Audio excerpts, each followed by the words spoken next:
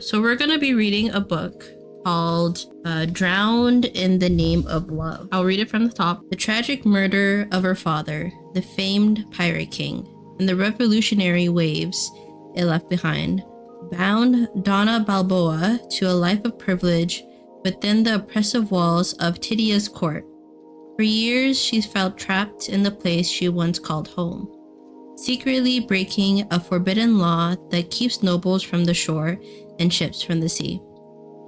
Yet each night, she risked everything to chase her only dream, to sail the seas as a pirate, just as her father once did.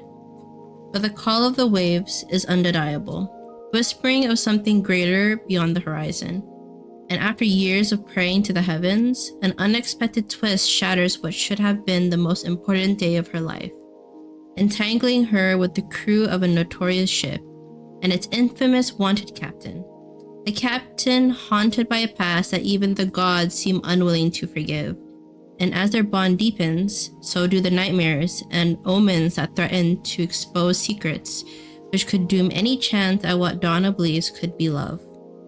Pursued by kingdoms for embracing the pirate code, Donna Balboa must navigate treacherous waters, caught in tides of vengeance and ancient mysteries. When she discovers she holds the key to unlock a power the gods themselves seem to fear, Donna must decide where her true allegiance lies. And then in the bottom section, but the gods and the seas are fickle, and love, vengeance, and survival don't always sail the same course. Drowned in the Name of Love, Book 1 of Piracy for Lovers by Ruth S. Diaz. Author's note. This is a story about the transformative power of love. Not just romantic, but love for friends, a sense of duty, and even the love of the sea. It questions whether love can survive amidst chaos and destruction, and whether it's a force strong enough to redeem or destroy.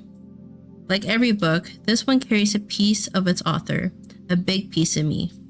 My thoughts, dreams, and struggles are woven into these pages, and I hope they resonate with you as much as they've shaped me.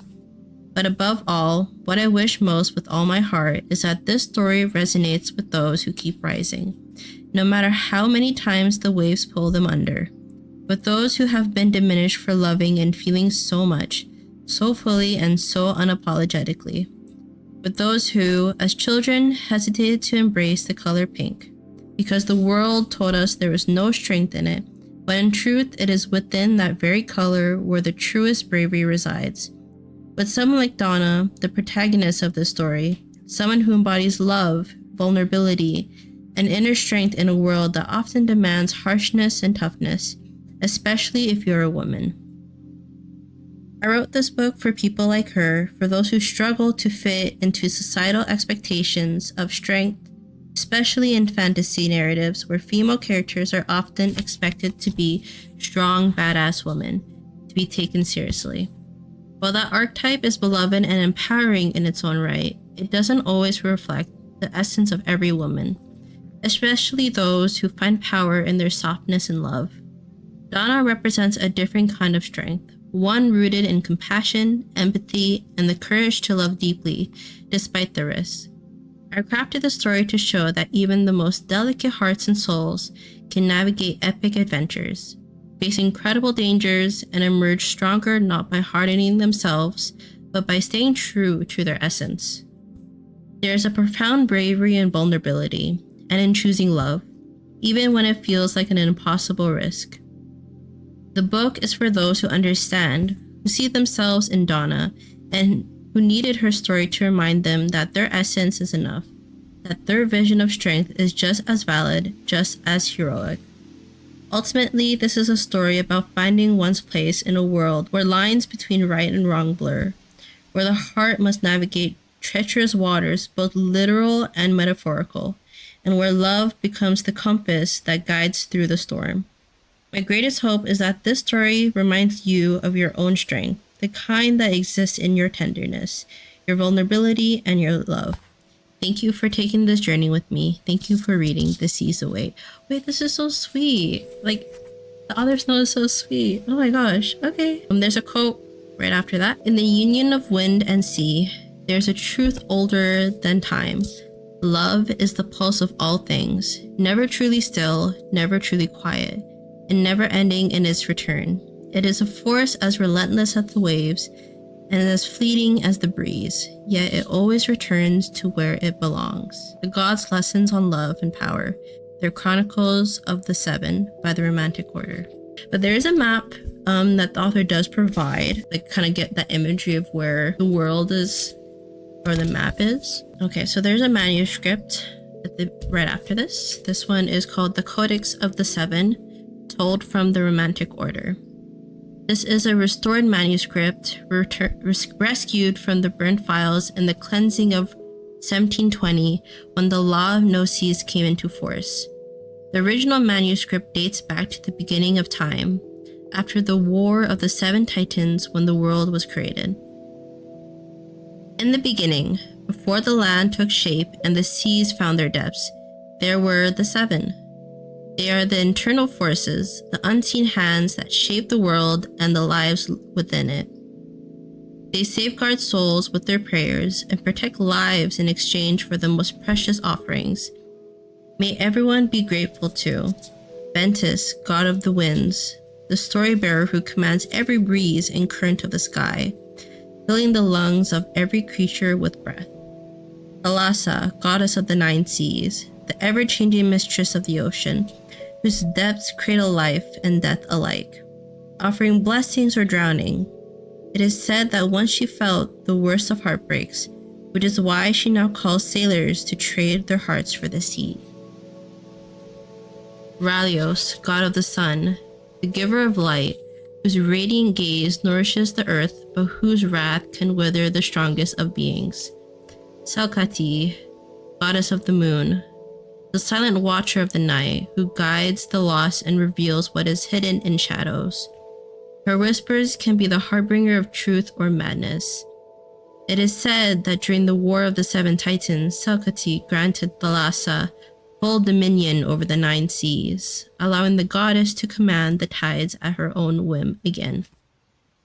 Ignis, god of fire, the unyielding flame whose fury brings both destruction and warmth, known as the god of passion and relentless energy. Her fire consumes and purifies in equal measure.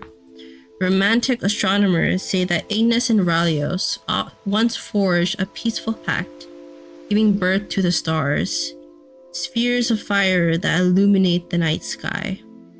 Terra, goddess of the earth, the steadfast mother of the land, whose body forms the mountains and valleys, giving life to all that grows, yet whose angers can shake the very foundations of the world.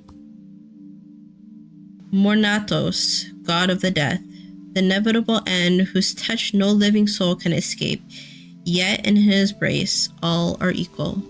We all call you to live free, owing to the fact that they have created this world for our own joy.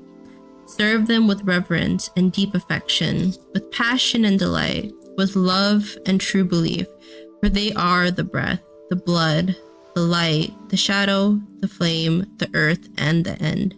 To defy him is to defy the very nature of existence itself. Prologue. It is said that on July 14, 1720, the sea lay still, as if holding its breath. The streets swelled with a crowd unlike any seen before. The seagulls fell silent, merchants and fishermen abandoned their stalls and nets. Priests locked the church doors, and noble daughters leaned from their balconies to witness King Thaddeus hang the greatest thief the four kingdoms of Merethes had ever known. It is said that on July 14, 1720, took place the only public conversation between a king and a convict in the entire history of Tidia, a conversation that was transcribed in history books and sung in ballads that echo through taverns to this day. Ezekiel Balboa, found guilty of the biggest theft from the crown of Zedaiah to date. Let him be hanged by the neck until he be dead. A shout from a monarch to a crowd. Any last words, Balboa, you dirty thief? A whisper from a ruler to a criminal. I am no thief. I'm a pirate. a statement from a condemned man to sovereign. There is no such thing as that, a laugh from a king. There is now a declaration of war from a dead man. It is said that on July 14, 1720, a man met his end, and a rebellion found its beginning. And it is also said that July 14, 1720, was the day 6-year-old Donna witnessed her father die in the noose. Law of No Seas by Priest Serafino Blackwood, High Father of the Virulent Religion. It is studied by the most sacred that the world was created under the wrath of the 7 gods, whom we must worship. Virulent has embraced its prayers and offerings for many centuries. It was created by the wisest for that sole purpose, and it remains the only religion that praises them, making it the only legitimate one. Everything else is dismissed as rumors, legends, and fallacies. I'm a mere serf of the gods. It is my duty to honor this religion and embrace, as High Father, the servants who seek to render servitude to it. As is well known, every sovereign must reign under the Virulanthian mandate, and all people, including the plebs, must live under that order to ensure the peace of the 4 kingdoms of Merethes. And because the peace of the kingdoms has been distributed in recent days, the gods have shown mercy by appearing in my visions and prayers, which proves once again that the only religion accepted by the gods is this one. It is with this decree that I make it known to all. Ventus, god of the winds, Thalassa, goddess of the sea, Ralios, god of the sun, Selkati, goddess of the moon, Ignis, god of fire, Terra, goddess of the earth, and Mornatos, god of the death, all denounce piracy. This will be the crime most cruelly punished, the worst offense seen by the gods. Therefore, anyone who conspires or toils with this crime will be punished by death. It is thus declared by the work of King Thaddeus of the crown of Tidaya, and embraced by the gods and the 3 remaining sovereigns of the 4 kingdoms of Merethes, King Alaric, Don Vale of Daleen, Governor Waverider of Pearlspire, and King Castile Marlau of Javira, that from this day forward the law of no seas is in force. Only royal ships will be authorized to sail the sea for the exchange of cultural riches between kingdoms. If the contents of this mandate are not respected, beware of the wrath of the gods. They condemn piracy, and therefore so do your rulers. May you serve the gods with righteousness under the command of your sovereigns. August 1720, the sovereigns of the 4 kingdoms of Merethes, King Thaddeus, King Alaric Don Vale, Governor Waverider, and King Castile Marlau, all supervised under High Father Serafino Blackwood, the revered direct prophet of the gods, whose guidance ensures the sanctity and purity of your faith. All right. And this takes place 15 years later, so this would be 1735. So it was 1720 when I read this part, and now it is 1735 August. We're going to be reading chapter 1, and this is taking place again 15 years later, so this is taking place in August 1735. Here I was, another starry night on the shores of Tidaya, defying the law for the sake of simply experiencing this feeling. Splashes of foam from the breaking waves caressing my face, and my loose hair dancing freely to the sound of the sea breeze. I took a deep breath, noticing how the salty air slowly filled every part of me. It was as if I had been asleep for years, and my blood reacted, causing my entire body to suddenly wake up, screaming, "Go live!" I looked down at my bare feet, the wet rock beneath them, the same one where the law of no seas had been hand-sculpted 15 years ago. No ship, unless royal, could enter or leave port. Next to me, on a larger rock, the law of no waters was etched into the form of a scroll. No member of the court could set foot on the shore without prior permission from the king.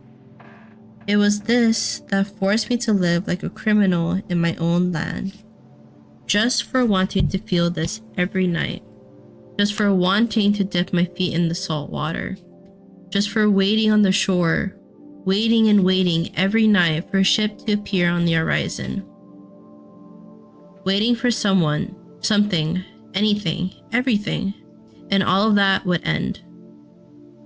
The salt water on my bare feet, the breeze in my hair, the foam of the waves on my face, the moon reflected on the sea, anticipation of waiting for something, a purpose, a story to tell, a story to live. All of it would end for me tomorrow. May the gods free me. Part 1. Echoes of a Forsaken Heart. Chapter 2. Lady Love. A pirate's redemption, a captain's triumph. Balboa's daughter marries the captain of the guard. Today marks the long-awaited reunion of Donna Balboa, daughter of the infamous pirate Ezekiel Balboa, who was executed by the crown for treason and piracy, and Captain Hart of the Tinydonni Guard. The wedding, to be held in the Grand Church of Goddess Thalassa, is expected to be the event of the season, with prominent members of the court and visiting dignitaries in attendance. As we all know, Donna Balboa's rise to prominence is nothing short of remarkable. Once a penniless orphan roaming the streets alongside her father's crew, Donna's fate changed when the benevolent King Thaddeus took her under his protection at the age of 11. Under his guidance, she left behind the shadows of her father's dark legacy, growing into a refined and respected member of the court. Now, with her marriage to one of Tadai's most distinguished men, Donna's transformation is complete. From the streets to the palace, this wedding symbolizes not only her triumph over a troubled past, but also the boundless opportunities afforded by the king's piracy. The festivities will begin this morning, with a ceremony and feast to follow. Truly a day to remember for the kingdom of Tadaya.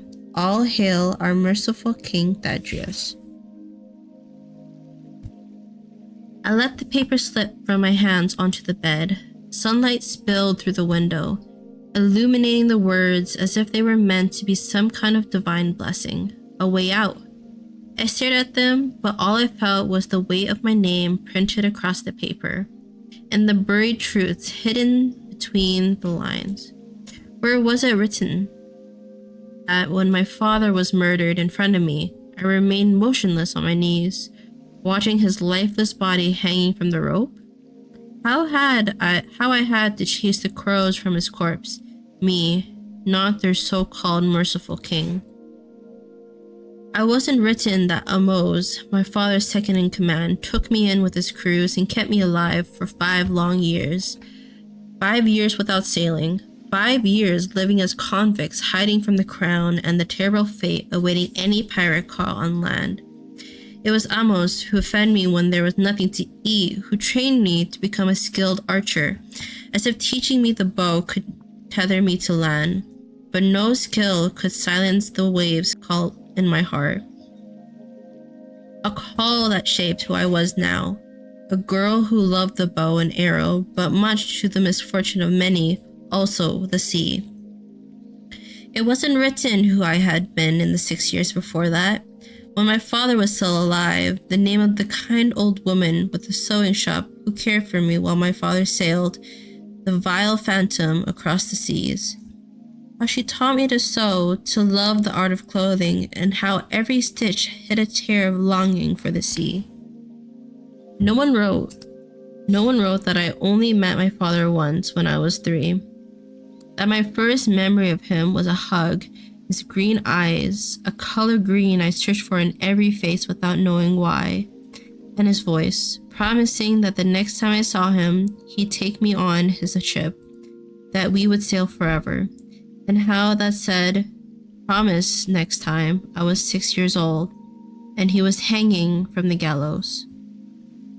But mostly, where was it written? That after all, it had been Amos who sold me to the king of gods, know how many coins, that he and his crew were forgiven of any crime committed by piracy, and no one heard from them ever again, and how, of course, Amos made sure the king knew it was me. There were ballads sung to this day in taverns and clandestine places telling of how Captain Balboa could only pass on one thing as an inheritance to his heir.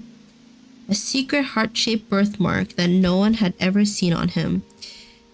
A birthmark that I unfortunately had on the left side of my neck, big enough for Amos to point out and big enough for the king to see and believe.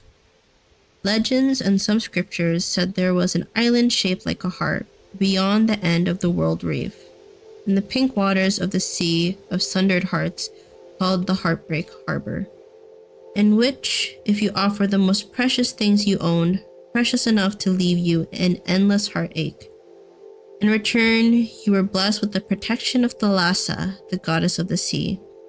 Those who were marked with that heart had the favor of the ocean. Those ballads also sang of how my father sold something great value to the kingdom in exchange for that mark, which was the reason he was hanged. But it had been years, and yet no one knew what he stole. He got Thalassa's protection after all, but it was of no use to him on land. And not a word in that article spoke of the memories of that little girl who liked to think it was true that her father had left her that mark, and that she had the favor and protection of Thalassa. Or maybe she simply liked to think of it that way because it was the only logical explanation she could give for why she felt so desperately drawn to the sea. But that little girl was about to turn 21, and even though she had read many books, she now knew that it was just a birthmark, no matter how much she wished it wasn't. Or perhaps it was fair to say there was at least one truth written in that column, because it was true that King Thaddeus welcomed me into his court and taught me to read and to dress and behave like a lady. He reduced me to just a girl who was betrayed with no title and no family, a nobody. A girl who needed to be tied to something that would keep her here if she didn't want to die in the streets. A girl tied to someone. So in the end, perhaps what would remain of that article would also be the hidden truth. The veiled reality behind my name. Donna Balboa, daughter of a pirate, pawn of a king, and soon to be a lady of the court of Tadaya. With a sigh, I leaned back into the pillows, pulling the blankets over my head. For a moment, I shut out the light, the world, and that ridiculous article. All I wanted was to say hidden here, tucked away, shielded from the life I was being forced into. But suddenly, the door to my room slammed open, shaking me from my moments of peace. "Oh, you're here, thank the gods. I thought I'd have to go chase you down at the stables and take that bloody bow out of your hands again." Dara's voice rang out, loud and unapologetic, as she crossed the room. "What on earth are you doing under there? Cheer up, look what I've brought for you, lady love." I peeked out from beneath the covers just as she set a large white box on my bed. She walked to the big windows, and from the corner of my eye, I watched how her long gray hair, now tied in a braid, moved with her as she opened the velvet red curtains, letting in more sunlight. She was whistling that old pirate tune I knew by heart and loved so much, and before I could say a word, she gasped and plucked the Gazette from where it had fallen. "You need to stop reading everything you find readable." She waved it in the air, her tone full of mock seriousness. "Words on a page don't always deserve an audience. Those are just nonsense. Look at this. Transformation is complete. What are you, a sea monster?" I wish I was. I hid again between the sheets to see if wishing it very, very deeply. I could escape this day unscathed and without repercussions. Pretend it never happened. A chapter that I could tear out of one of my books without anyone giving it importance. Come on now, lady love, Dara said, almost singing, removing the sheets and revealing myself to a now illuminated room. I stepped out of bed, onto the cold floor. You're going to have to stop calling me that. She gasped and with a dramatic gesture put a hand on her heart. Never. You will always be my lady of love. She touched my birthmark carefully and then my hair, removing it from my face and neck. I looked at her brown eyes with a sad smile, the years of experiences and stories showing in her wrinkles as she grinned. That heart of yours, Donna, is what is going to take you everywhere. You could lead armies with it. Dara pointed with a finger at my chest. I slowly took her hand in mine and walked over to where she had left the box. And with a sigh full of courage, I opened it. I never thought it would be like this. In my dreams, it's never like this. Without realizing, I heard how my voice broke. And in an instant, faster than any shooting star, Dara was there, wrapping her arms around me. My dear, let me prepare you a bath, yes? I nodded sadly and stood with the box in my hand. As I listened to the sound of running water, I sat on the bed and finally took out the white dress from the box. It was magnificent, a dress of pearly iridescent white, so bright that wherever the sun hit it, I could see a flash of pale pink like my favorite shells.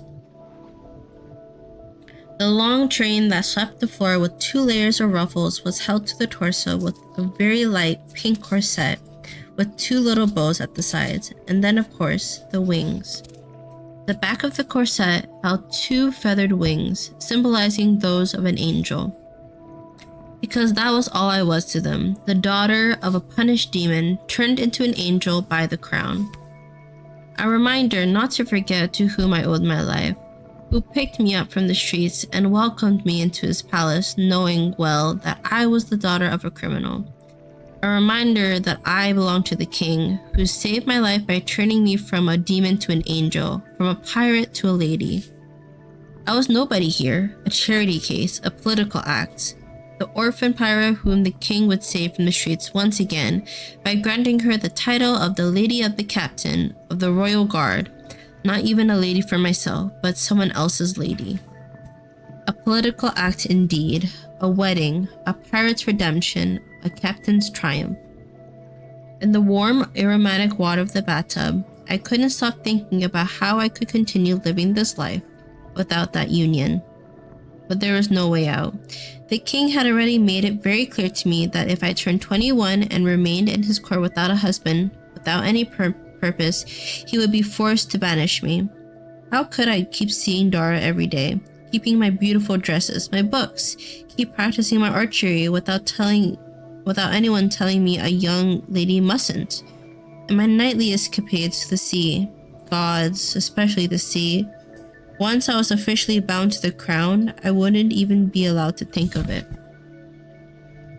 Since my father's execution and piracy's rise as an act of rebellion against the crown, the law of the no seas was enforced. King Thaddeus and the sovereigns of Mauritius, in the name of the gods, banned the navigation of any ship not under royal control, even those of fishermen. The madness law that only got moments of famine and acts of rebellion and treason within the court itself, which led to more prohibitions, such as not even approaching the sea if you were a nobleman without prior authorization from the king himself, which was the law of no waters, accepted by only the court of Tidaya a year later. They guarded the ports day and night so no ship could enter or leave. They persecuted people who had been involved in piracy or had helped, or had even given asylum to a pirate. And I could only think of how I would be married to the man responsible for those raids. Diego Hart, captain of the Royal Guard. The sad thing about Diego was that we had known each other since we were kids, and I didn't even know when I lost him. He was the only boy my age when I arrived at the castle, and the only one who admired how I handled the bow, the only one who got me one. We had run away to the coast with our horses countless times. We had laughed and we had fought. He had helped me pick up shells and starfish from the shore. even though he always laughed at me and said that collecting them was absurd. Sometimes, when I couldn't leave the castle, he even brought me some. He was also the one who sneaked me out at night so I could dip my feet in the salt water. Until I had to learn the way there and back by myself and go alone every night. Because we were getting older, and although I continued to love the sea, he began to love the law. But I still thought of him as my friend, because he had never once reported me to the king. When I returned to the room ready to get dressed, Dora was waiting for me with the wedding dress in her hands. "I'm going to need you to be there," I whispered. She offered me her hand, and when I took it, she began leading me to the mirror next to the window. I faced my reflection as she stood behind me, helping me get into the dress. "I'm always there watching you win the battle, lady love," she said tenderly. I looked in the mirror and saw her giving me my favorite smile, the one that made me feel like all this time I had a mother. "This battle could be much worse, my dear. You know, Diego, you know this castle and its people. You would just have to stop doing some things." I looked at my reflection. The dress was perfect. Every time I turned, I could catch some glimpses of pink in the pearlescent white. The light rose corset hugged my torso and chest beautifully, causing the skirt of the dress to fall like a waterfall of white foam.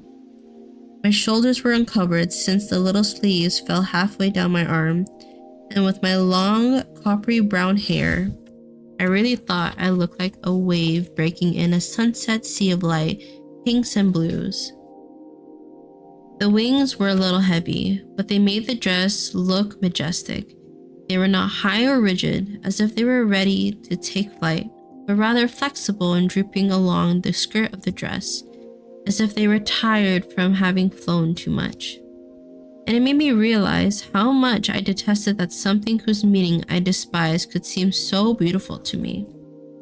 My thoughts scattered when Dora gasped playfully, "Angels are real!" "I think I prefer seagulls." We burst into laughter. "Of course you do, you little creature of the sea," she said with a smile. Then she picked up the most beautiful pink and white pearls and began weaving them into my hair. "I really hope I can tame this rebellious long hair of yours today, lady love." "Oh, are you putting my hair up? My neck will be exposed," I said, worried. "And?" "Dora," she paused, letting her hands drop. My hair tumbled down my back. "My birthmark," I whispered to her reflection. "Today is not the day for rebellious acts." Silence settled between us and I cleared my throat. "Anyway, loose hair looks better with this dress, I think." "Oh, please, are you going to give me beauty advice?" "I'm going to put your hair up because it is too long, and your hair up looks better with your round face and beautiful honeyed brown eyes." I started laughing again. "Dora, how are you supposed to slaughter your enemies with all that gorgeous wavy hair falling over your pretty face, lady love?" I couldn't stop laughing as Dora grabbed my hair, making a mess of it, tangling every curl and strand in front of my face. This hair, the color of the sunset, this auburn hair that glows like a pirate's copper coins whenever the sun hits it. This long hair that hides so many secrets under it. She went on while I laughed and laughed, trying to stop her hands. "Dora, I'm getting married. I'm not 12 anymore."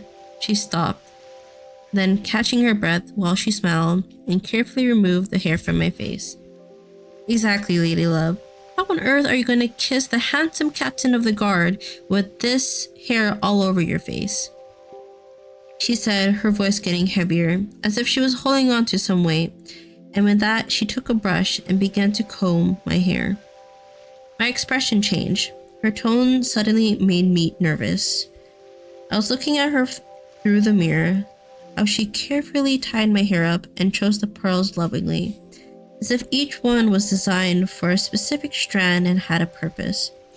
Pink pearl, then white, then pink again, then white, and then all tied up in a bun with the big rosy nacreous shell at the back. "Do you think I'll be unhappy?" I finally broke the silence. She sighed. "Of course not, my dear. Dara smiled and looked me in the eyes through the mirror as she continued speaking. I know for certain that your most thrilling and inspiring adventure begins today. I turned around to face her. Why do I have that feeling that it will be a fearful one too? Because the best ones always are, she responded with a wink and kissed my forehead. A knock on the door interrupted us, and the voice that accompanied it made my stomach tremble even more. Donna, are you in there? Dara looked at me with a suspicious smile and tried to reach the door, but I quickly stopped her and whispered, "We did kiss once." She gasped quietly, "Lady love, you little... We were 18! Gods, it wasn't even that serious. I think he got jealous because it was that time Philip was courting me, and I took a breath. Dara was smiling at me as if I were telling her the most interesting story she had ever heard. And it really wasn't, but she was looking at me as if she wanted me to continue, because somehow I knew she thought it was important to me. So I kept talking. I liked it, but I didn't. Gods, this is gonna sound stupid, but I didn't. I didn't feel it was it. I didn't feel it. It wasn't enough. I felt so stupid to think that it was going to be like one of my books. And we didn't talk about it because I kept pushing him away. And what if this is it for me? What if I never get to feel it? What if I never get to smell the sea again or touch it or never get on a ship or... I was suddenly hyperventilating without realizing, mumbling and scared. Gods, I was scared. But again, Dara was there, hugging me and whispering something like, "I'll be there." And I was starting to calm down, because if there was one thing I knew for certain, it was that I truly believed her. "This is not about a kiss, Lady Love, is it? Is it not everything?" I sighed. She laughed and thought about how happy I was she was here. I really was. "I'm scared, because I want it all," I whispered. "Oh, my dear, but you are brave. I've never known anyone who dared to want it all and still cowered. The very act of wanting makes you the bravest of soldiers or pirates, whatever you choose to be." "How can I be one then?" I asked her sincerely, to guide me, to tell me, because I'd never had that before. She hugged me again, but this time it felt like it was going to be the last one. A wave of sadness crushed into me without notice. I felt her lips against my ear as she whispered, "You are already one, Captain Baboa." She let go of me and went to the door. "Dara, that name is going to disappear today. Please, I need you to tell me." She cuts me off by opening the door, and suddenly I was facing my future husband.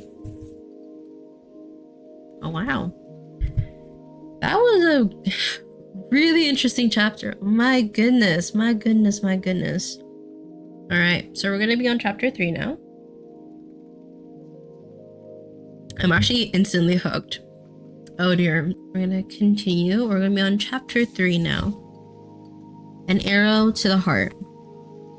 I didn't know what kind of nonsense Dara must have muttered before walking out the door. But whatever it was made Diego's cheek begin to turn red like an apple. And I was starting to get nervous because I couldn't hear what he was muttering, or maybe because I didn't know what I was feeling. Many things at the same time, that was for sure. I was afraid, I was lost, and I didn't know what to do, and he was also a very handsome man, and tall. I was about to kiss him in front of a lot of people, and Gods, he let out a long breath, running his hand through his hair. He looked every bit the prince, his armor gleaming, long hair tied back, and his brown eyes soft yet watchful, as if always observing. I really had to stop think about why I didn't want to kiss him, and marry him, and tie myself to a name, a title, and the same four walls for the rest of my life. Yes, I knew why. He cleared his throat, and I looked up at his face. There they were again, those dark brown eyes, his big nose that I had accidentally broken when we were 16. My heart suddenly started beating faster when I noticed the little scar from back then. I unconsciously smiled. "Donna, you look..." He shook his head. "Captain Hart," I nodded. "It's bad luck to see the bride before the ceremony." He chuckled and took a step forward. "I wanted to give you something first." I looked at him with a surprised smile on my face. "Is it a book?" I said, hiding my arms behind my back. Diego laughed, took my hand, and without warning, he led me out of the room. And suddenly, we were running through the castle. Diego, where are we going? I couldn't help but smile. It had been a long time since we ran like this, without caring, without looking back. And now we are adults, and he was the captain of the guard, loyal to the king, the man who murdered my father in front of thousands of people with a smile on his face. Come on, we have to make it to the stables, he whispered, loud enough for me to hear. We kept running, and when we finally made it to the stables, we were out of breath. And I was laughing, thinking about the last time we did something like this. Do you remember when... Donna, he cut me off abruptly and nodded towards one of the doors. Look inside. When I stepped inside and saw it, I tried to cover the loud gasp that left my mouth with my hand. Diego, I exhaled. It was the most stunning bow with a set of arrows I had ever seen in my life. The bow was a beautiful rose gold that weighed enough to make me think that maybe it was made of real gold, and the ends of it were pointed and curled in a way that made it look like a mermaid's fin. The arrowheads were also a light pink color, so sparkly that it was translucent. So translucent they looked like it couldn't be. I touched one and almost cried in amazement. Are these diamonds? The hardest stone in the world and the most beautiful. I turned around to face him. These are magnificent. I truly doubt that any words could do them justice. Thank you. I laughed or I cried, I really didn't know. I was just so confused because that was the most thoughtful gift anyone had ever given me, and I didn't even think it could exist. Until seconds ago, it lived in my imagination. It was a project that I had never thought I would see come true, and now I had it in my hands. How did you? I had them made for you. You used to talk a lot about how one day you would hold something like this in your hands, he said, while I took the bow and secured one of the arrows. I always thought it was a good idea, although a bit expensive. He laughed and took a step forward when I drew the bow. You're going to ruin your dress, I heard him whisper behind me. I placed my index fingers under my chin with the strings touching my nose and lips, and then I inhaled once and let go. The arrow pierced through the door and fell to the ground on the other side of the stable. It was intact. Unbelievable. I let out an incredulous laugh and started jumping with excitement. This is incredible, Diego. Can you see? This could change archery forever. I can't believe you did this. I hugged him. And he was hugging me back. And for a moment, I forgot about everything because suddenly I was 16 again and nothing else mattered. Only this bow and arrows and him, who had always been my friend despite everything, and who I knew still had that big heart of his. For you, he whispered in my ear. I drew my head back a little embarrassed to see if he noticed my red cheeks. We were facing each other, our faces very close. When he leaned in, his mouth just an unthinkable distance from mine, I lost myself again. But this time, I wasn't 16 anymore. I was 18, and we were on that winter night when he confessed he loved me and kissed me, and I acted like a fool. And now we were 20, and he was whispering against my mouth, Donna, I need to warn you about today. Right, today. So I walked away. We're going to be late for our own wedding, and I acted like a fool again. Chapter 4. The Angel's Forgiveness, Oil on Canvas. Wait, Donna, please listen to me. I froze at his raised voice, waiting for him to say anything that would convince me I was still going to marry my old friend and that somehow everything would remain the same. Do you remember what I told you that night? Out of the corner of my eye, I saw him approaching, still talking as he came closer. I need you to know that it wasn't a joke from a drunk boy. It was real. This wedding is real for me, Donna. He was right behind me then, his hands grazing the feathers of my dress's wings. For so long, I have wanted to kiss you again, he whispered in my ear, and my heart started beating very loudly. To kiss you in front of everyone, anywhere. His hand down my back, my heart beating very, very loudly. To wake up next to you every morning. A kiss on my bare shoulder, my heart beating very, very, very loudly. For everyone to know that you're mine. A kiss on my neck, my heart. For you to take my name and to finally be seen as someone in their eyes. Oh. No, I turned around quickly. Donna. He tried to reach for me, but I stopped him with the hand between us. No, now you listen. Suddenly, tears threatened to spill from my eyes. I need to do this. If I have to, if I want to keep living like this. I took a step back. I don't have a choice. He was looking at me like he didn't understand a word. No one out there bets on me. I have nothing. Here, I have my bow and my arrows. Here, I have my books, my stories. The only place I'm allowed to be more than what they've made me. Where I can be the person they don't want me to be. Here, I have Dara. Here, I have you. But I'm still nobody. And it still seems that's the only thing that matters. He suddenly closed the doors. Suddenly closed the distance between us. His hands gripping my face with an unexpected force. You matter to me, Donna. Can't you see? He was so close. Why was he so close? I love you. I don't care about any of those things. I just want for everyone to look at you respectfully. Not like you were a... He closed his mouth and cut himself off abruptly. But I knew exactly what he was going to say. A pirate, I breathed, finishing his sentence. I removed his hands from my face and took a step back. Well, I'm sorry to tell you, Captain Hart, but you are about to marry one. Donna, don't. This is not a game. No matter how many times you change my name or how many titles you want to give me, nothing's going to change the fact that I am the daughter of Captain Balboa. Don't. I'm grateful for this life and the second chance you give me. I really am, but please don't try to change who I am. I thought that by marrying you, my friend who helped me break laws, Donna, I thought I could be more protected, that I could continue being myself because you used to keep my secrets better than anyone, that we somehow could change that stupid law. I beg you to stop. I've never heard him scream like that. Never in our almost 10 years of friendship. Never. And I was scared because suddenly I didn't know him and I was about to marry him. I'm trying to protect you, damn it. Life is not like one of those absurd books you're constantly reading. Piracy is illegal and is punishable by hanging. He ran a hand over his face, and when he looked into my eyes again, I only saw anger. But at the same time, tiredness and sadness. And a part of me wanted to tell him that it was all right, that we could take our wooden sword and bow and be whoever we wanted to be. For the love of the gods, I would have to turn you in right this instant just for implying that you're one of them. That's how serious this is. We took a step forward, and this time I did realize that my friend was gone.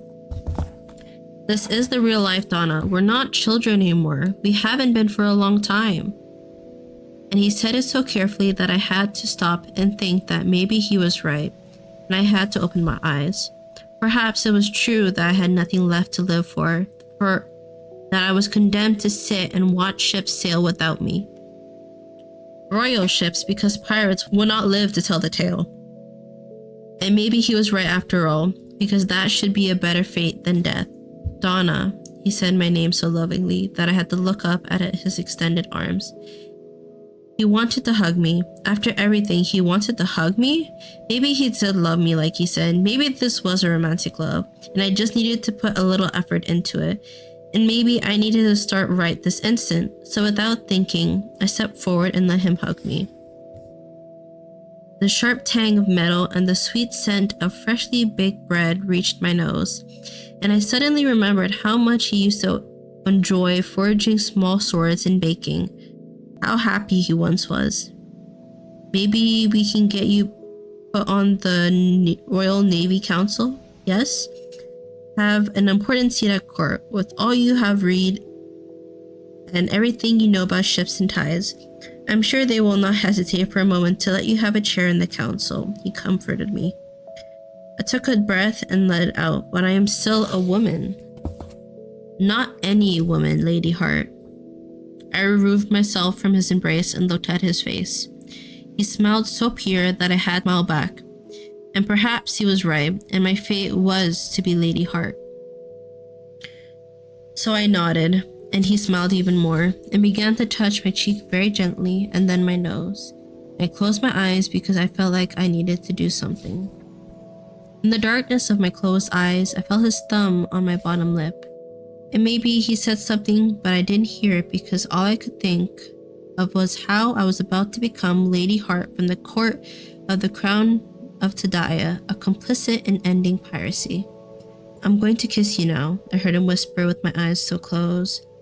And before I could think of an answer and perhaps nod, his mouth was on mine and his hands were on either side of my face.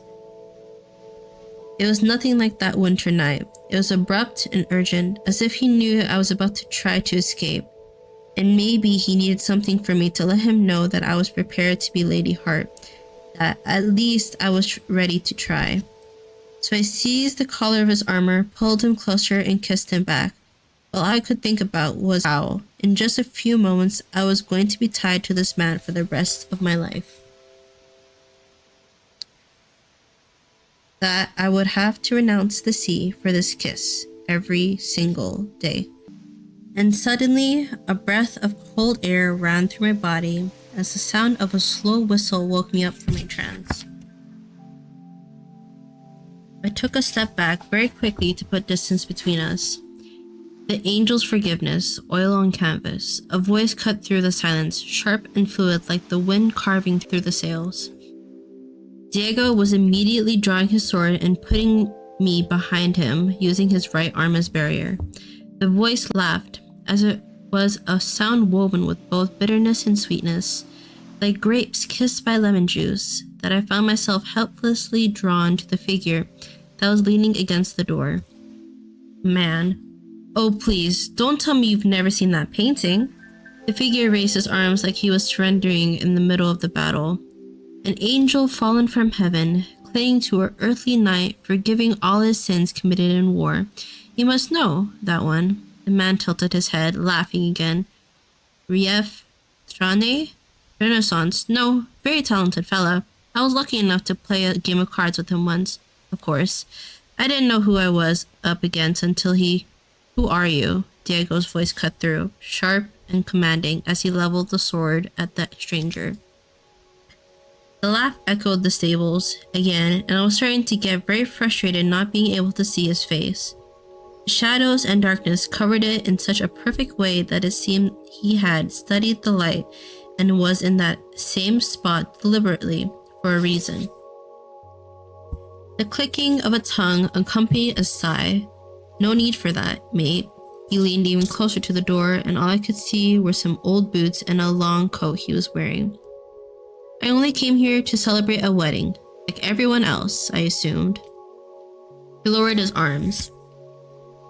"I'm just a lucky bastard who got sent to tell the groom that our little angel there," he said, pointing at me, "must be at the altar in a minute." "Right, my apologies." Diego immediately sheathed his sword and turned around to face me. "I will wait for you at the altar. Yes?" I nodded slowly and he kissed my forehead.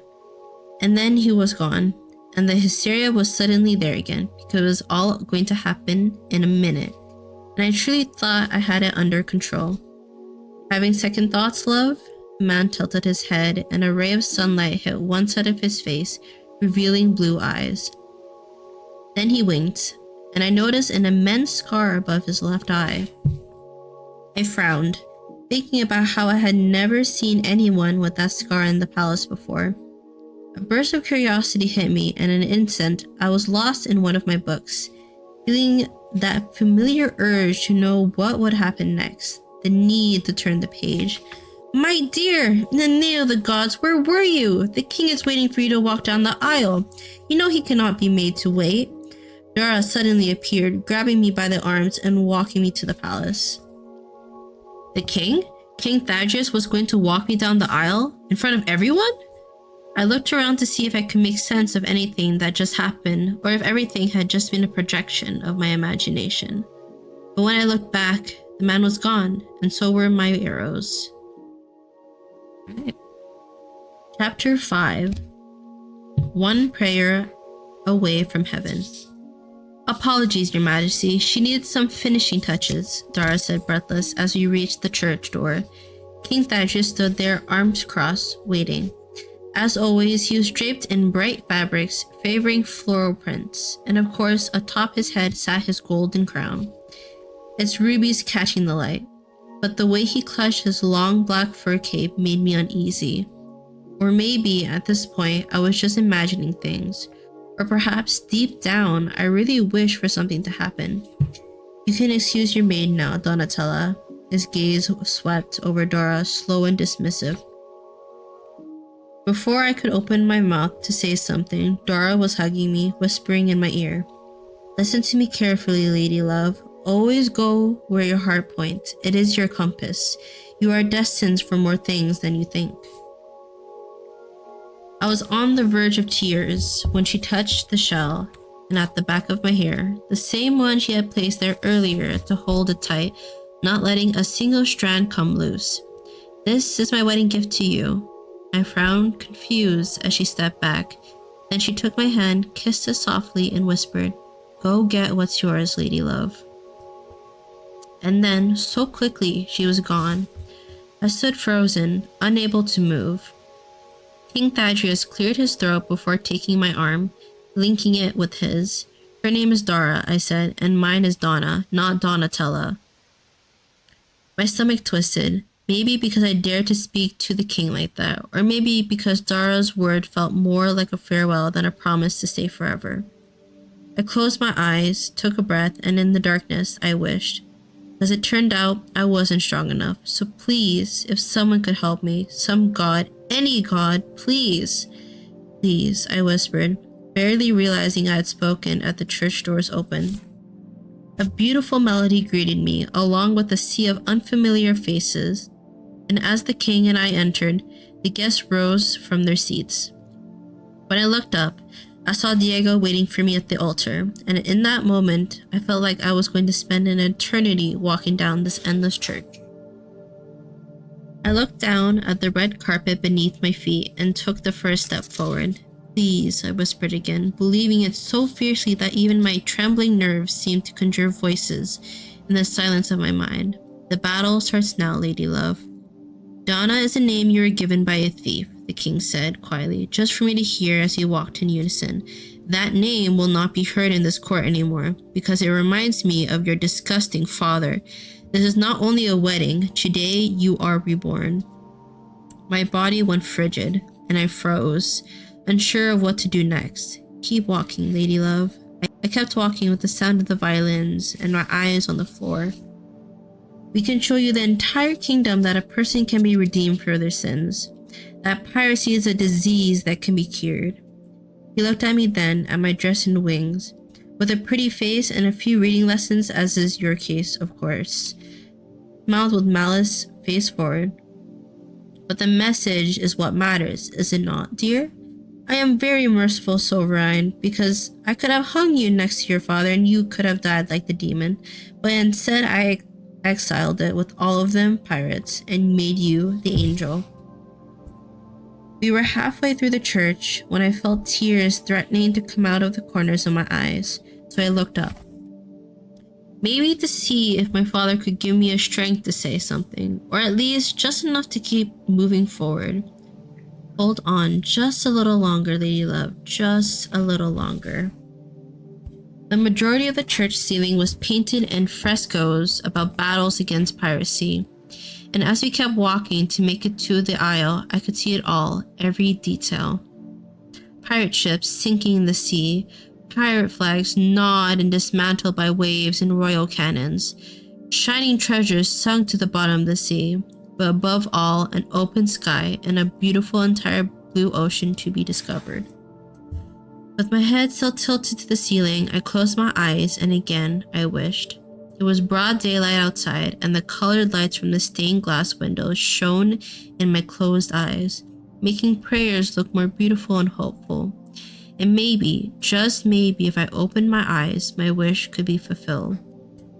Always with the maybe, lady love, open your eyes. And I did. When the light coming through the dome revealed a figure tied to the ceiling, I knew it was truth that was beginning to become delirious.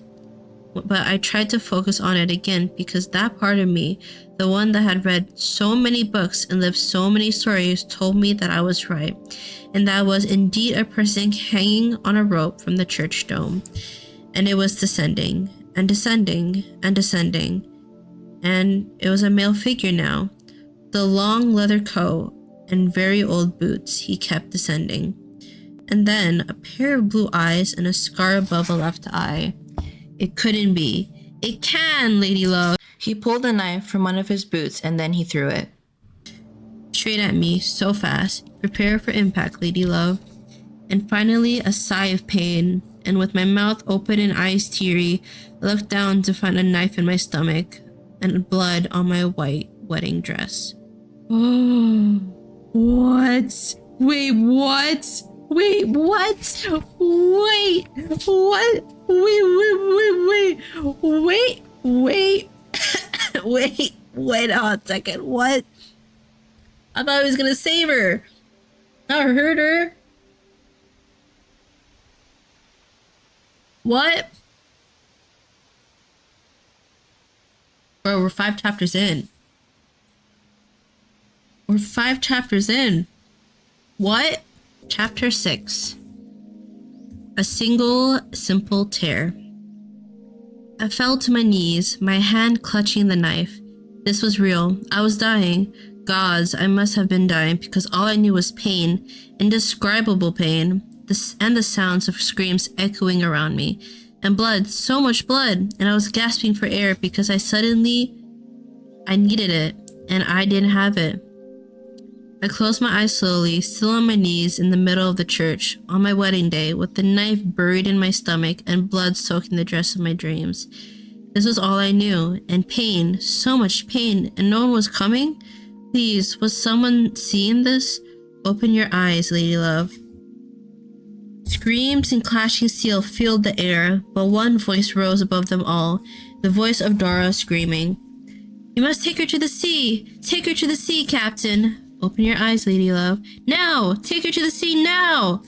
Open your eyes, lady love. Someone! Take her to the sea! Captain! Someone! It will haunt you forever, the fact that you didn't open your eyes today, lady love. Traitor! The king's voice this time. Kill her! Kill that traitor! Now, lady love! Now! Open them! Kill her now! My eyes snapped open as if by some inexplicable force, and I cried in agony when I saw it. It wasn't just a nightmare. The knife was still there, the blood, the pain. I was about to close my eyes again when a horrific scream forced me to look up. I locked eyes with Dora across the church, the exact moment Diego was piercing her heart with his sword. My friend was murdering Dora. Diego killed Dara right in front of me. It happened so fast, and I had only enough strength to shed a tear. A simple tear. My eyes closed again, against my will, and my body collapsed to the ground. Immediately, I felt someone at my side ripping the knife out of my stomach. I believe this belongs to me. That voice. No. Yes, lady love. No. Suddenly, my corset was being torn away. The wings with it, and I felt water spraying across my abdomen, soaking through my undergarments, following by a searing burn. It was so intense that I opened my eyes wide and grabbed onto the nearest thing, an arm. When I looked to my side, there they were, blue eyes and a scar above his left eye, and a smile. Welcome back. What a beautiful smile. Hadn't he just tried to kill me? How was heaven? Why wasn't I dying? Where did the pain go? And why was he still smiling? I hope you put in a good word for me with the gods up there. Every compass points to me going straight to hell. And then he winked as if nothing was happening around us. You, I breathed, pointing a bloody finger at his face. You, he smiled. Quite the challenge to find you, love. Again, he smiled again. And I was so confused because why wasn't I in pain anymore? And why was he still smiling like all of this was still amusing to him?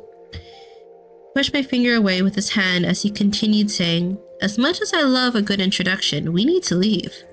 I'm not going anywhere with you. You tried to kill me. Yes. Apologies about that. It was a pretty dress.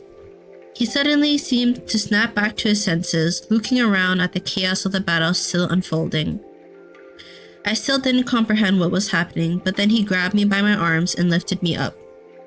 Instantly, a soldier came running straight toward us, and in a flash, the stranger with the scar pulled out a pistol and fired. I gasped and took a few steps back as the body fell at our feet, and he murmured with disgust, "What a waste of ammunition." He faced me and put an arm around my waist and pulled me extremely close to his chest, and he said, "You owe me a bullet, love." Chapter 7. Kissed by the Sea. He looked down at my torn corset, and in a matter of seconds, he shrugged off his long black leather coat, draping it around me. He was now wearing a thin white linen shirt, half open at the chest, that revealed a gold chain with something that looked like a coin dangling from it. If I looked closely, which I did, I could make out intricate black ink stretching across his arm and down to his hands. Patterns like whispers of shadows etched into his skin. Before I could protest, he lifted me effortlessly and slung me over his shoulder, breaking into a run. "Put me down, you brute!"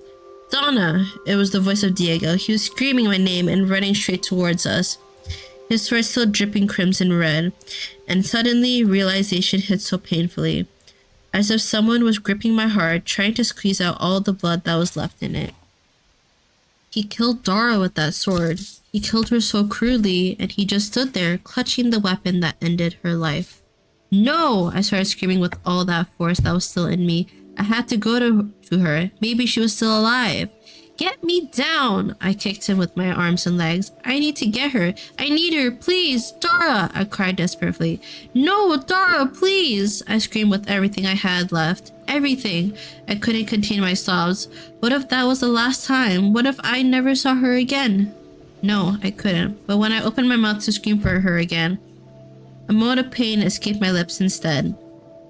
The pain in my abdomen came back, and I felt the blood coming out of the wound again. The man who just moments ago had just tried to kill me cursed loudly as he stopped running and put me down. Suddenly, I felt like everything was spinning, and the only thing I wanted was to close my eyes. "Don't," he muttered, placing both hands on my face and shaking it gently. "Open them. Open your eyes. Come on, we need to get you to the sea, Savvy." Somehow, I managed to whisper Dara's name as he tried to pry my eyes open with his thumbs. "She is dead," he said. "She died so you could come with us, and now I need you to take you to the sea or you will die." He pressed both hands to my wound, applying pressure. "What are you talking about?" I breathed, feeling weak and dizzy. I didn't think I was hearing him properly. "That thing back there? Just a bit of salt water I carried in a jar. With that wound of yours, it would only relieve the pain and stop the bleeding for a short time. You're losing a lot of blood. I might have stabbed an organ without meaning to. A little water won't do anything. I need to submerge you in the sea for at least a couple minutes." What was he talking about? The sea? "Yes, lady love, the sea, please." I looked back as best as I could and staggered sideways from the sudden movement, but he was immediately holding me. "My friends are taking care of that so we can make it to the water." I tried to comprehend. I was fighting badly just so I could keep my eyes open. What was he even talking about? "We just need to keep going a little longer. Can you do that? Just a little longer." I opened my mouth to respond, but instead a terrible sound of pain escaped my lips without meaning to. "God's all right then." He lifted me again, this time carefully placing me in his arms and putting mine around his neck. I winced at the movement and finally closed my eyes. "Don't you dare die," he began to run, his voice growing faint as he added, "You have something I've been chasing for years." I must have fainted along the way because suddenly I felt myself collapsing, and immediately after I was slowly sinking into dark, cold waters. That burning sensation in my abdomen returned, but magically it disappeared in a second. What was happening to me? I opened my eyes underwater, and all I could see was darkness, except for a bright light above me. Too soon. I was aware that what I now feared was not the blood nor the wound, but that I was sinking to the bottom completely, and did not know how to rise to the surface. "Up, lady love, with both arms, up." I unconsciously began to move my arms and legs without direction, not knowing what to do with them, but nothing happened. The surface was still so far away that I was beginning to lose hope. This was it, wasn't it? killed by the thing I loved most, by the sea that I had spent so many years contemplating by the window, the one for which I had fought the fear of being arrested for simply dipping my feet into its shores in secret every night. Up, lady love, up. I needed air. I needed to breathe. Up! I screamed with everything I had as if my voice alone could have lifted me to the surface and saved me. But only a stream of bubbles escaped, rising away from me while the water crept in, slipping down my throat bit by bit, stealing the air from my lungs. Please, someone, air! And then a sound of crashing water and a hand reaching mine. I felt myself being carried to the surface, just as I had been moments ago when I was pulled into the sea. Suddenly, the sun hit my face, and I gasped desperately for air as someone grabbed me and swam towards a rope. It was him again, the man with the scar above his left eye. And now that I could see his face clearly, without shadows obscuring it or the dizziness preventing me from keeping my eyes open, I could take in every detail, each feature sharpened by our proximity. Strands of his now wet dark hair clung to his face, but even so, I could see the small freckles dotting his warm olive tan skin, making it clear that it had been kissed by the relentless sun. Looking closely, I noticed his scar didn't just sit above his eye, it ran across the entire eye. Though the upper part was more pronounced, it didn't mar his beauty. If anything, it made him even more intriguing, as if it were a symbol of his resilience. And I couldn't help but wonder about the story behind it. You are a very strange pirate, he smirked.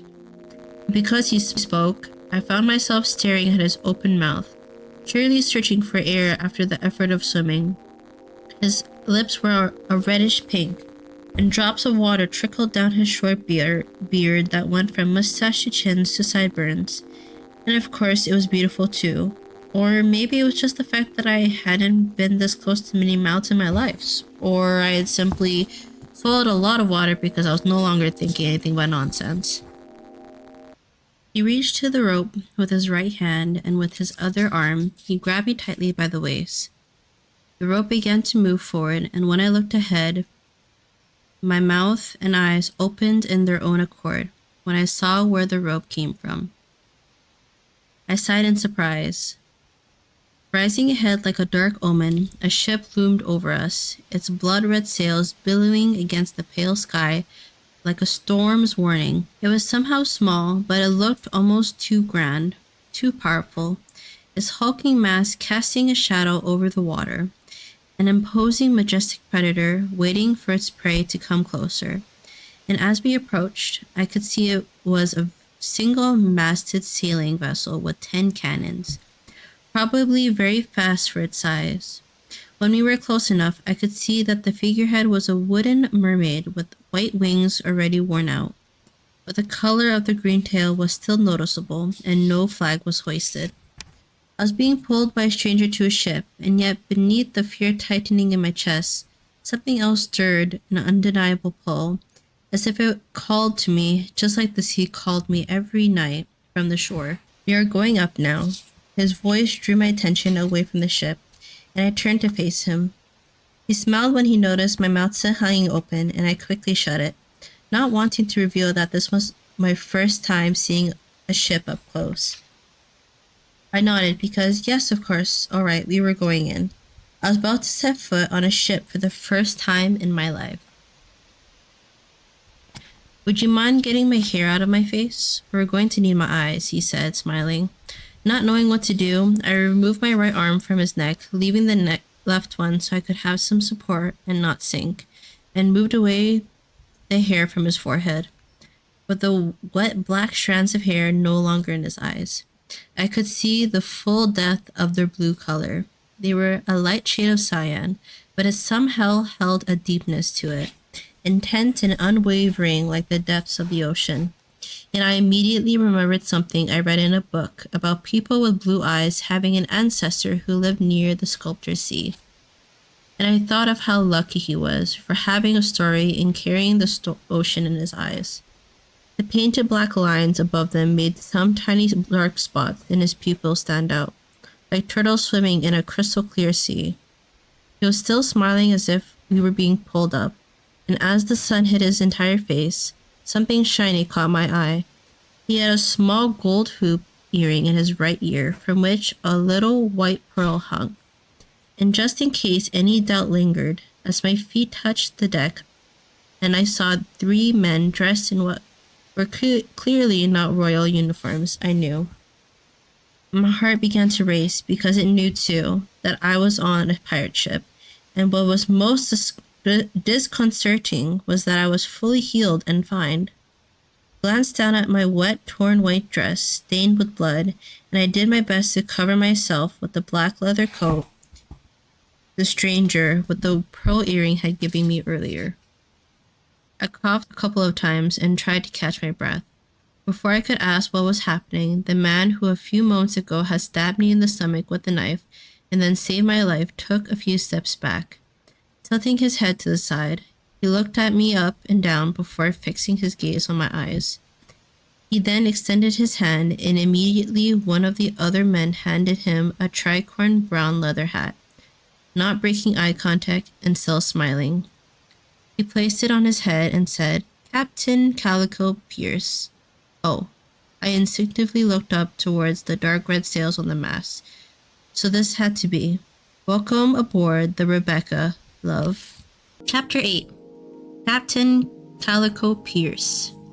Calico Pierce, Captain Pierce. Gods, of course I've heard him.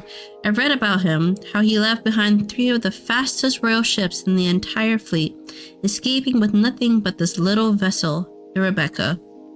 I read about how he cheated death not once but twice, slipping from the gallows with orchestrations?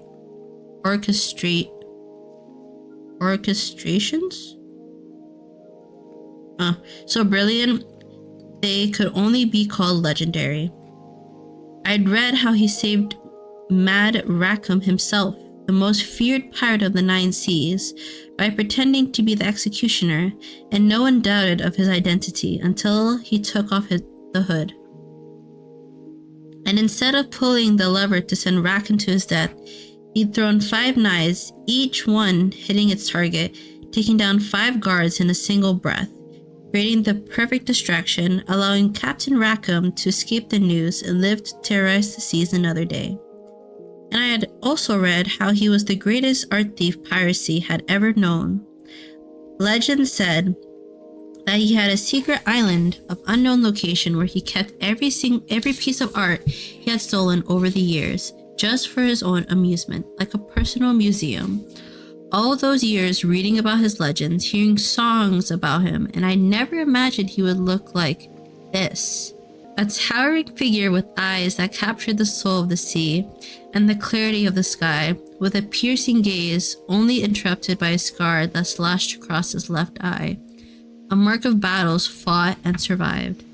A man with hair rich and dark like polished tortoiseshell that fell in careless strands over his brow, as if to find perfection on purpose, and all of that accompanied by a grin that spoke of a man who lived for the thrill. As though every moment was a game, he was born to win, and he didn't look much older than me. How could someone have lived so much in so little time? Then again, it wasn't that, was it? It was not that about little time. It was about me not having lived enough. "We need to leave this port if we don't want to feed the fish, Captain. We will meet the others at Loro," said the older-looking pirate with the white beard. And still with his pirates locked on mine, Captain Pierce responded with unshaken calm. "Raise the sails and take the helm, Duke. Let's get out of here." The other 2 men started moving and doing things that I could not see because I was too stunned, staring at the captain, trying to understand why I was here and how I was alive. And he was looking at me as if he was trying to piece something together. And maybe it was the fact of why a matter of minutes ago he was saving my life. "And hoist the colors," he continued, his voice loud and clear. "Remind them that they have been humiliated by the same pirates once again." And with that, he went straight to what looked like a crew's cabin that was located in the stern of the ship. "Wait!" I tried to stop him, but the ship surged forward with astonishing speed, as if it was powered by magic. I tried to grab onto the mast and failed desperately, falling to the wooden floor with both hands. Suddenly, a pair of black boots appeared in front of me, and when I looked up, One of the pirates was offering me a hand. He has helped to my feet, and when I faced him, I saw a deep cut running through his brow. His face was all angles and depth, defined cheekbones that gave him a regal, almost brooding presence, softened only by the subtle curl of his beard. I traced how a trail of blood from the cut traveled down his warm, russet brown skin before the drop fell to the floor, staining his boots. "Are you all right?" I asked, worried. He laughed, and when he flashed a grin soft and easy, I caught the glint of a gold tooth gleaming like a secret he'd gladly share. "I should be asking you that," he said, his dark eyes holding a quiet storm, sharp and unyielding, as if he'd seen both the fury of the sea and lived to mock it. Still laughing, he nodded towards where the captain went. "You can wait in the aft cabin until we reach the open seas. We are going to pick up a lot of speed." "Why are we going so fast?" I asked, stunned. After all, this was a little vessel, and I knew it would be fast, but this was different. It felt like the ship was flying through water, as if the immediate winds had blown at the same time the captain spoke.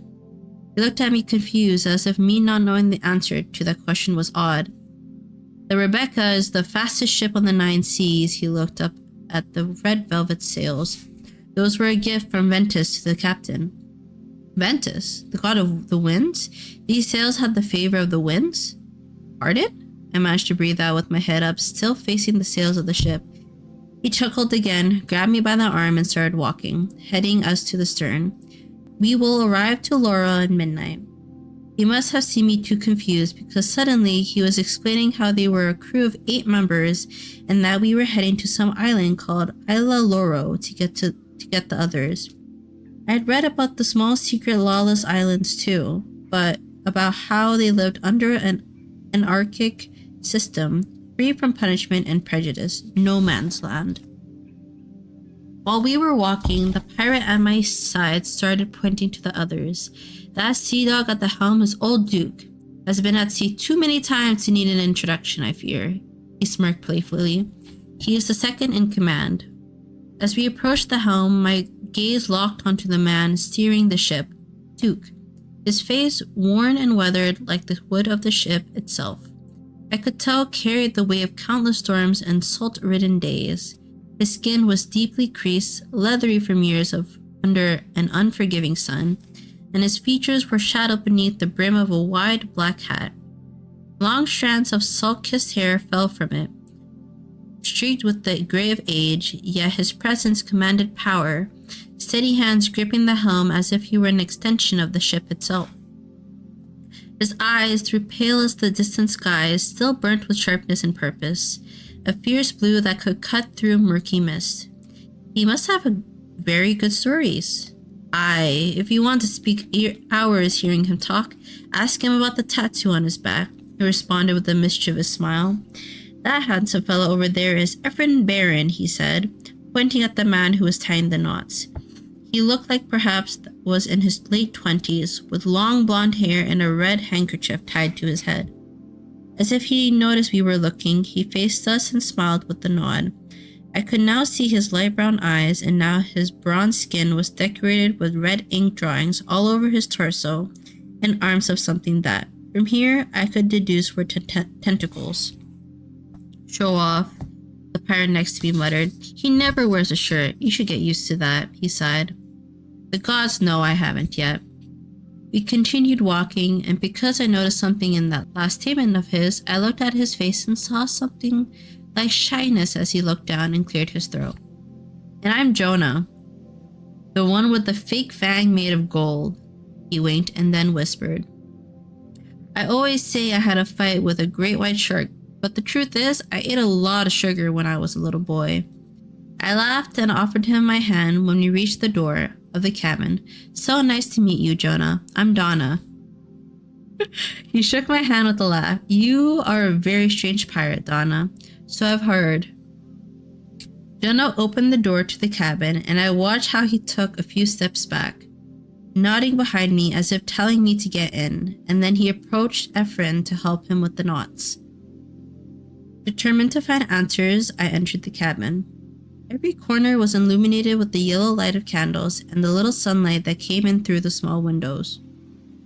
I was perplexed by all the beautiful antiques these four walls hid. There were small objects scattered on all surfaces of the room, on the windowsills and some on the floor. It looked like they were tools used by astronomers, perhaps 50 years or more ago. There were globes of every size, some glittering with gold finishes, others pale and colorless.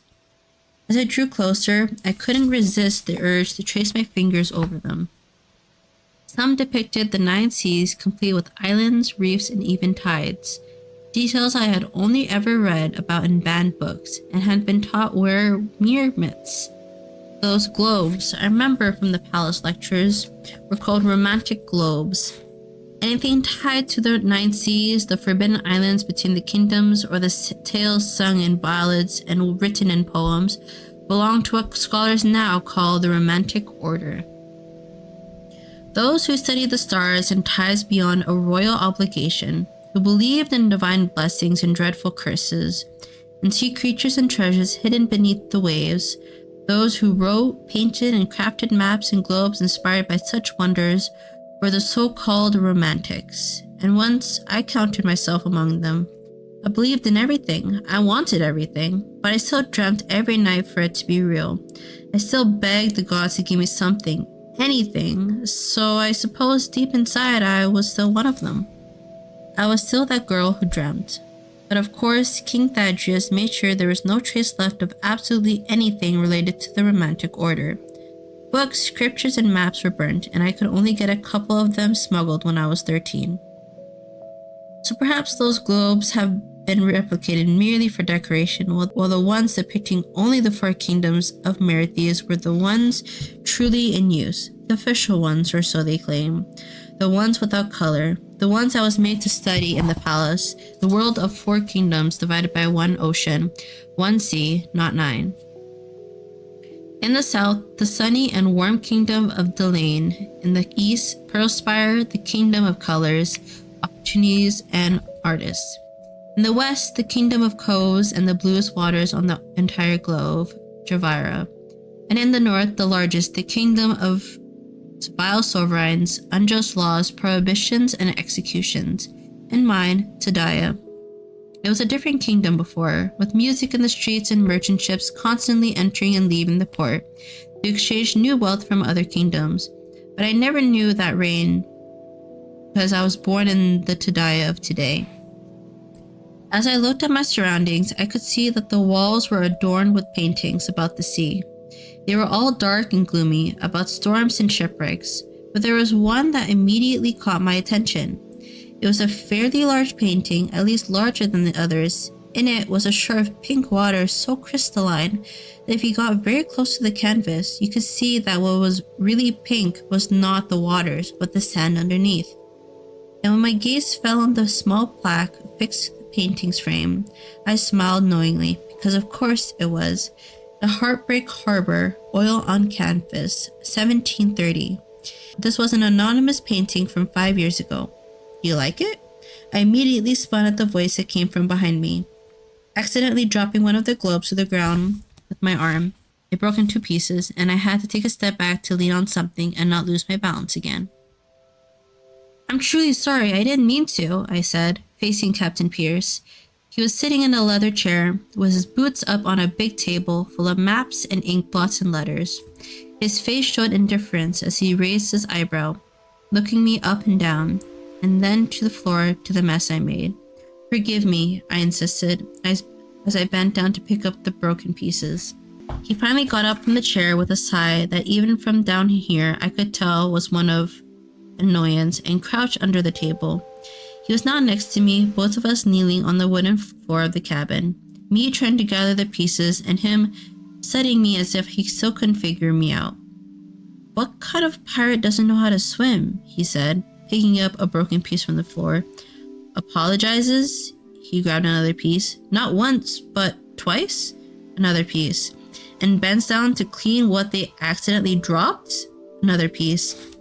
He was looking into my eyes, and something about that question made me whisper, me. He kept facing me in silence, and I took it as a sign to continue speaking and tried to get the answers I came seeking. You knew Dara. It came out more like a statement than a question because somehow I was afraid that he didn't have an answer to give me. She was part of my crew, one of the many people who worked for me undercover at the court of Tadaya. He must have seen the sadness and questions in the eyes because he immediately answered my internal doubts.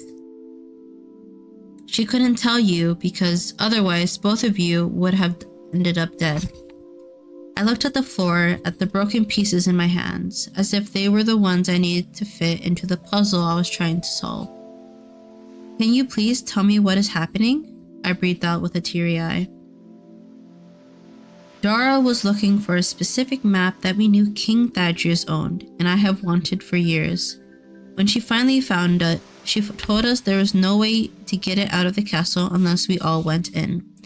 So she said something about a wedding being officiated, and of course that would be the perfect day to enter without raising suspicion. I took the pieces of the broken globe from my hands and stood up, placing them on the table.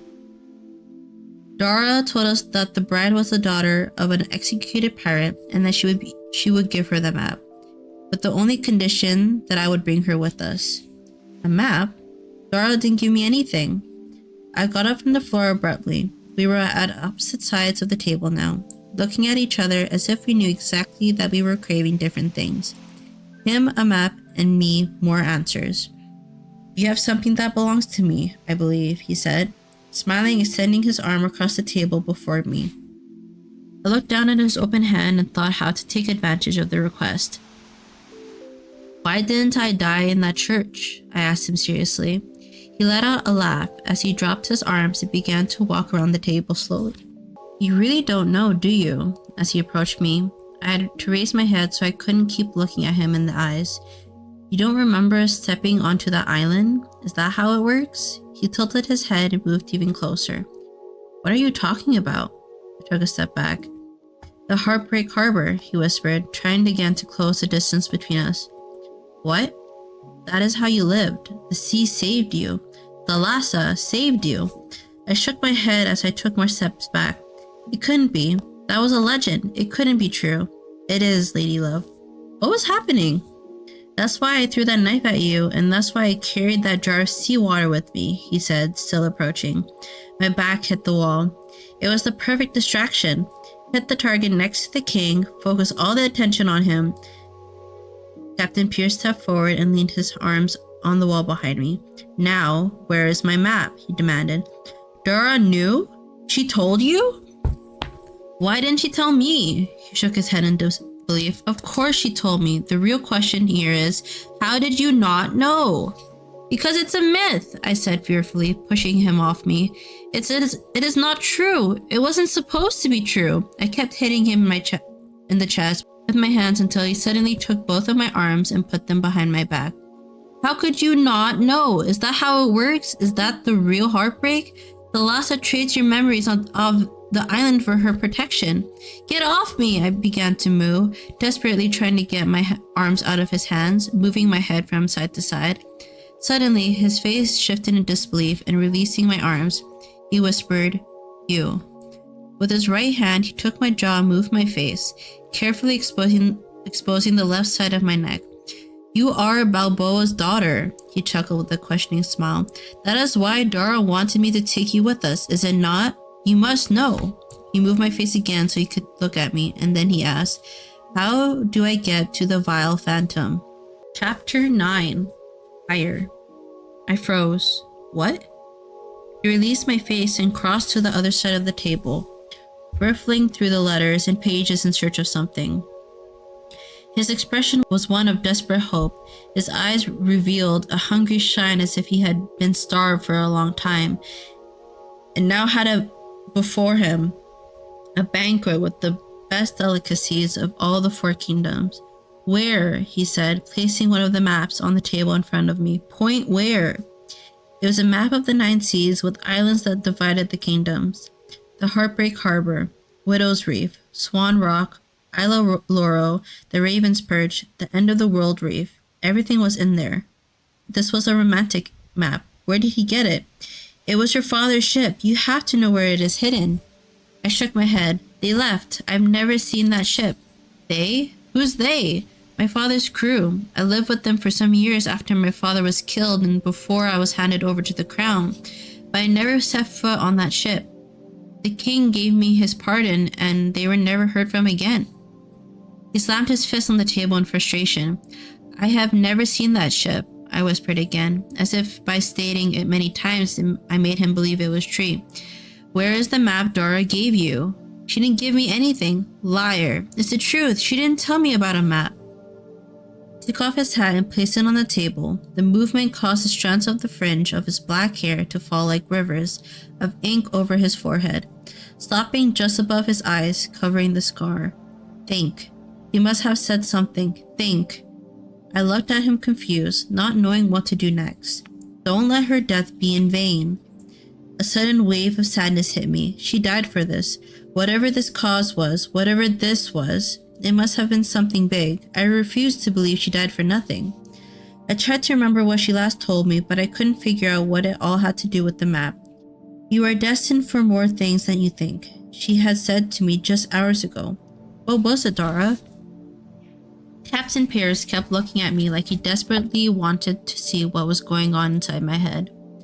I noticed how his hoop earrings swayed with the movement of his head, the small white pearl hanging, a pearly white, just like the color of my wedding dress. As if on instinct, I looked down at my ruined dress, remembering how Dora helped me get dressed that morning.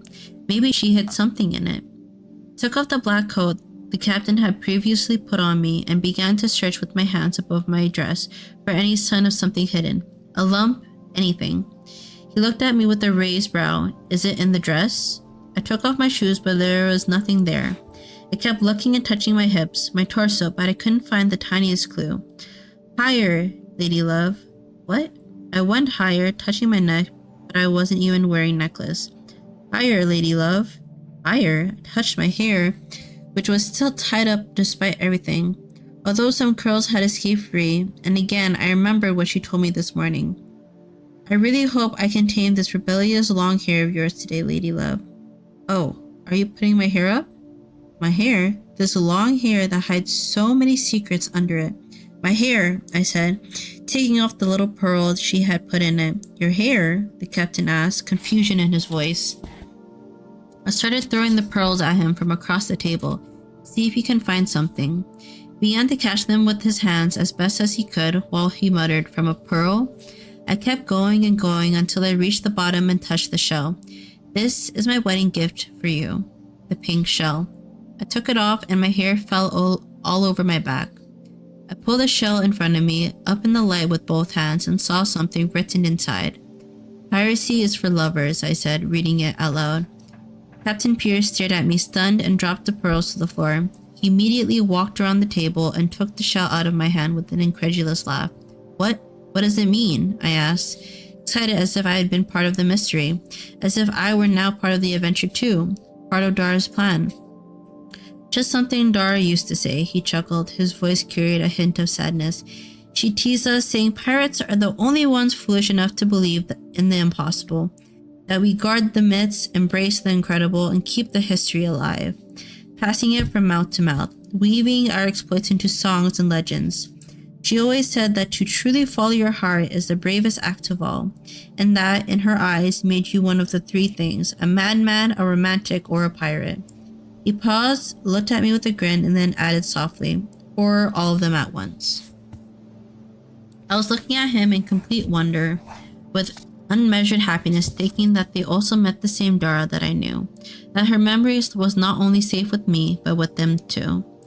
It means that every pirate follows what their heart desires most, and what a pirate craves most is absolute command over the seas.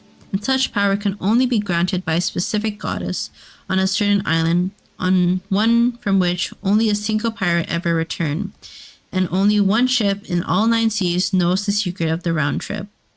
He smiled, gentle and brief, like the caress of a morning breeze over the waves. It means that the vile phantom has returned to the Heartbreak Harbor. Is that why you wanted to know where the ship was? Because it is the only one who knows how to get there and leave unscathed, I asked. I couldn't care less about dominating the seas. He took the hat from the table and put on his head. There is one other thing commonly desired by a pirate. I watched him slip the shell into his pocket, his voice turning serious as he said, "Revenge, and that is the only thing I seek." Chapter 10. The Crown's Justice. He turned towards the door, and I instinctively moved to follow him. "You arrived to Laurel tonight. We can leave you at the port. It's easy to find a ship and crew there." "What? No, I'm coming with you." He stopped abruptly and turned to face me. "You are no longer needed here. You had something that I wanted, and I already have it. Either you walk the plank right now, or we leave you safe and sound at the next port. You choose, love," he said, giving me that smile again, the one that reminded me that he did something to earn the favor of a god. Maybe he smiled at him like this. Maybe that this ship would always be driven by the fastest winds of the 9 seas, because Captain Calico Pierce once smiled at the god of the winds. "I can help." "How? You haven't even seen that ship in person." I looked down at the floor, to my feet, stepping on some of the pieces of the globe that were still on the ground. "You talked about the map. You have nothing more than a clue as to where the ship may be. You're expecting a map and you don't have it." He stared at me in silence. I wasn't sure what I was saying or thinking, but I did know that Dara wanted me here. That was reason enough for staying. She didn't die for me to end up on some island, and I was on a pirate ship for the first time in my life. The girl who dreamt from the shores was now in the middle of the ocean, and I was going to do everything I could to keep her dream alive. "You need to stipulate a route to the Heartbreak Harbor, and you don't have the specific map to do so." "I have a map," he said, grabbing the one he had shown me before. "You and I know that you can't read it properly." He looked at me with wide eyes and a terrible smirk that suggested I had completely lost my mind and that he somehow was amused by that statement. "I beg your pardon?" That bittersweet laugh from this morning in the stables filled my ears again, making me doubt the audacity I had decided to have at this very moment. "I am a pirate. I can read any map." "Of course," I said, putting my arms behind my back as I walked to the door. "And because you are a pirate, you certainly know it. It's clearly a fake map, clearly recreated by some cheap restaurateur who clearly hasn't read a book about the romantic order in his life." "We were both at the door then, and then I took the liberty to take the map from his hand. Not even a geography one, I would dare to say." He grabbed my wrist and took the map with a laugh. "His life, huh? Oh, whoever did that botch was clearly a man." "You are clearly just talking nonsense, and you are clearly not looking properly. Then you are clearly don't know who I am." His smile widened to a grin. "You can't talk about false attempts on a restored work with an art thief." He let go of my wrist as he whispered, "You can't outlie the liar, love." I was walking out the door onto the deck when I heard myself say, "Don't believe me then. Leave me in Laurel. Let's see who arrives in the Heartbreak Harbor first." I might have said it on purpose just to hear him laugh again, but of course, I knew he would. He could tell I was making it all up, and I was probably being unbearably irritating. Oh, the safe and sound option is slowly leaving the table because there is nothing I want to do more at this instance than make you walk the plank. He started following me, and I had to raise my voice slightly to be heard over the wind. "It's clear that map lacks crucial details, which is why you were searching for another, is it not?" The ship was still moving, though not as fast as before, which led me to believe we had outrun Tadaya far enough that not a royal ship could follow. But suddenly, a sharp lurch of the ship interrupted my thoughts and throwing me off balance and onto the arms behind me. "Cease the teasing and speak if you know something. I'm getting tired of this." A second strong movement spun me around to face Captain Pierce. There was something in his eyes, uncertainty, as if he couldn't fathom why the ship was behaving this way, or why the sails had slowed. He turned his gaze skyward, as though silently asking Ventus for answers. Another violent swing of the ship had him gripping my arm tighter, his eyes scanning the deck, searching for something. Someone trying to make sense of it all. Another big sway of the ship, an even tighter grip of my arms, the rings of his fingers pressing against my skin. He looked like he was losing control, his gaze darting as he continued searching for something. The erratic movements, the uncertainty, the surprise. It could only mean one thing. We were caught in a dangerous current, or worse, in the very vortex where all the seas converge, creating whirlpools powerful enough to swallow entire ships like this one. As if to provoke my point, a wave crashed onto the deck, soaking us with its passage.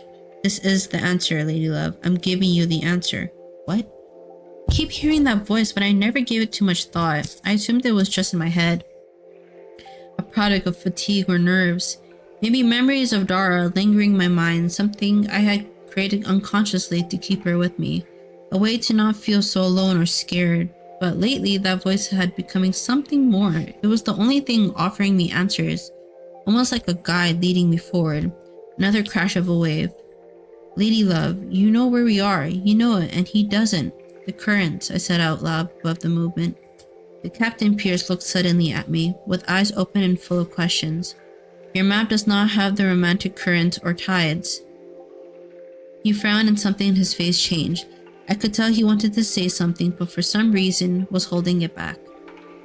You can't enter a sea without knowing its currents. I'm a pirate, I know the currents, he almost yelled so I could hear him above the chaos. Knowing them by name does not give you the knowledge of their location. He still looked at me with confusion, and I knew exactly what he was still thinking, that I must be mad. Because anyone who didn't dismiss the romantic order as mere legend or story, anyone who believed in it knew that the currents were never static. They were always shifting in constant motion. That was why it was impossible to map them. Only Thalassa knew where they might be next, for she was the one who sent them in motion. There is no map that represents them, he finally said. There sure is one because you were looking for it. Another strong movement of the ship had us rocking to the sides. Only Thalassa knows, he yelled. You know too, Lady Love. I touched the left side of my neck with my hand, pointing at the heart-shaped birthmark as I looked him in the eyes. Therefore, I know. Before he could say something, I heard Duke from afar. Captain, we have company! We both turned to where the voice had come from, and I saw the largest ship of the Royal Navy of Tidaya drawing closer. The Crown's Justice was about to reach the Rebecca. To starboard, we had the enemy, and to port, we had assured death by sea. So we're going to stop it here. We're going to resume the remainder of the chapters next Thursday. But appreciate y'all for tuning in. Bye-bye.